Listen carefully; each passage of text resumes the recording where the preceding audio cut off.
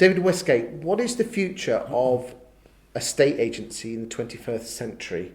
Is it online versus high street? Is it self-employed versus employed?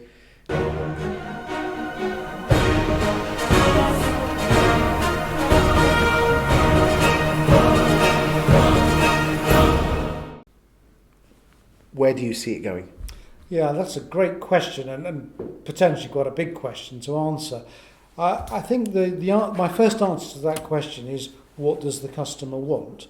Because I think for far too long now we've designed our business models and our businesses around what we want or what our shareholders might want. I think there's a significant shift now in the world that actually is very, very customer orientated, customer driven. We have a thing called the internet where there's so much more choice out there for customers. So one of the answers to that big question is how we redesign our business models to provide a service to our customers. So in terms of the detail around that, that can be a real mix, can't it? Because I think, are we on the high street? Are we online? Are we omni-channel, multi-channel, and all the other iterations around that? So for Andrews, I think the answer really has got to be about talking more to our customers, understanding more of what a good service looks like for our customers and designing businesses around that. Interesting when you say customers. Good Lord, keep banging on about that our tenants are our customers, but fundamentally in the industry we've kind of ignored them. Do you think we are going to be more focused on tenants and keeping them happy? Because let's be frank, you put a property up for rent and the thing will sell or let anyway, so it doesn't really matter. I think the world's moved on, hasn't it? Because I would absolutely agree that tenants are a customer. They are buying a service. I'm really interested in the build to rent space at the moment. The attitude there is that all tenants are customers. The word tenant doesn't even feature.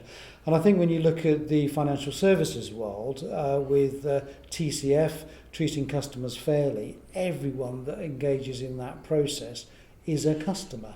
So, I think the times have changed, haven't they? Times have moved on. I mean, do you think we as an industry have ignored tenants? Yes. I think we've taken them for granted. Okay, and interestingly, the tenant fee ban, did you get through that okay? Well, it was a challenge, as a medium-sized agency with 50 branches, with broadly 10% of our fees generated on tenants' fees. That was a problem. So yes, we've come through the other end, and the reality, as I think we all knew, is the rents have all gone up. Tenants by default are paying the same amount, but paying it through their rent. And coming back to this online versus high street, did Andrews have an online offering at the start? Well, 10 years ago when the Purple Bricks started to emerge and other online offerings, yes, we did have a small strategy to look at creating our own online portal. We did actually invest around £400,000 on that initiative. And when I started in my role 3 years ago, I pulled it after about 3 years. And the main reason we pulled it was because of the significant amount of marketing spend required to promote an online vehicle, certainly compared to the large companies that are doing that now. Did you keep the original brand, the Andrews branding, or did you go for a fighter brand? A fighter brand, yeah, absolutely, which was differentiated from Andrews. Yeah, because let's be honest, that's what Countrywide did, and we all know what the history of that was.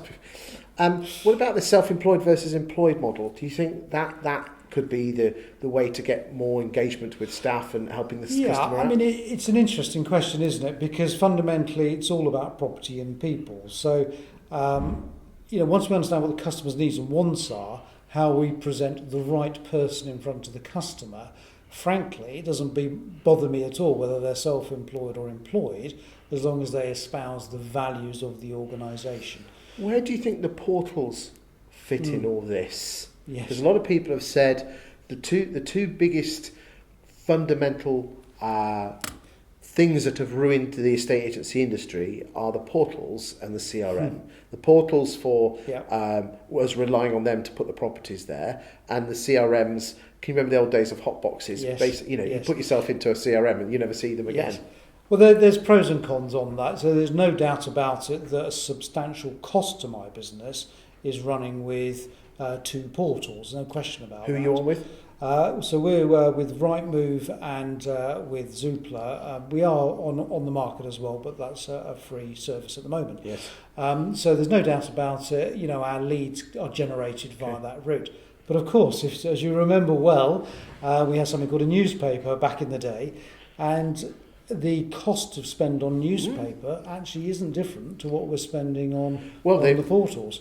I mean, the average, I don't want you to tell me what you're spending per branch, but the average branch, independent branch, is spending around £1,000 a month on Rightmove.